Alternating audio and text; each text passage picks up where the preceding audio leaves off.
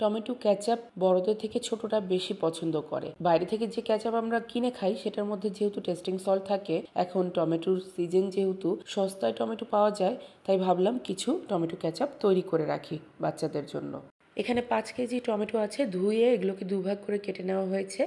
এখন এতে 1 থেকে 1.5 কাপ পরিমাণ পানি আমি দিয়ে দিলাম, চুলায় বসিয়ে দিব, মিডিয়াম হিটে এটা সেদ্ধ হতে থাক।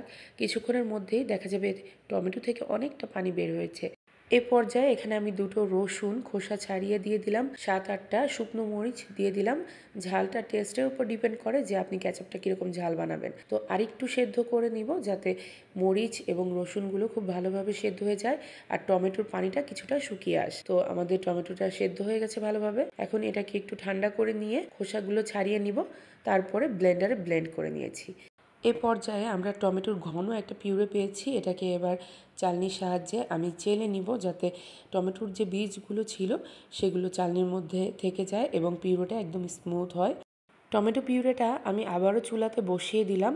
এখন এতে আমি অ্যাড করে দিব পরিমাণ মতো লবণ। এখানে আমি অ্যাড করে দিচ্ছি চিনি।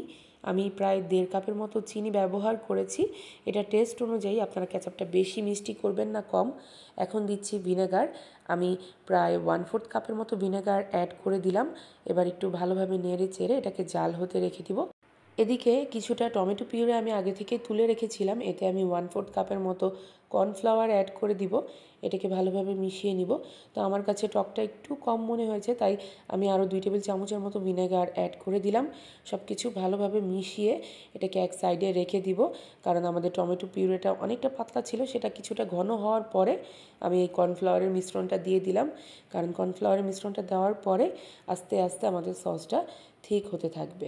তো আমাদের সসটা আরও কিছুক্ষণ আমি নেড়ে চেড়ে একটু ঘন করে নিব। আমাদের এই ঘরে বানানো টমেটো ক্যাচাপে আমি কোনো টেস্টিং সল্ট ব্যবহার করিনি। এটা খুবই হেলদি, খেতেও খুবই মজার হয়েছে। তো আমাদের ক্যাচাপটা কিন্তু হয়ে গেছে। এখন আমি চুলাটা বন্ধ করে দিয়েছি। দেখুন এটার কালারটা কি সুন্দর এসেছে, আর ঘনত্বটা যেরকম আছে ঠান্ডা হওয়ার পরে আরও বেশি ঘন হয়ে গিয়েছে। তো আমি এটাকে একদম রুম টেম্পারেচারে রেখে ঠান্ডা করে নিয়েছি। এবার আমি এটাকে কাচের বোতলে ভরে নিব, আর এই যেই বোতলগুলোতে আমি ভরে নিব সেই বোতলগুলো আমি গরম পানিতে ফুটিয়ে ভালোভাবে শুকিয়ে নিয়েছি। আর এখানে যে স্পুন এবং ফানেল ব্যবহার করছি টমেটো ক্যাচাপটা বোতলে ভরার জন্য, সেগুলো আমি গরম পানি দিয়ে ভালোভাবে ওয়াশ করে টিস্যু দিয়ে শুকিয়ে নিয়েছি। তো ব্যাস, আমি জারে ভরে নিয়েছি কিছুটা আর বোতলে ভরে নিয়েছি। আমাদের মজাদার হেলদি টমেটো ক্যাচাপ তৈরি।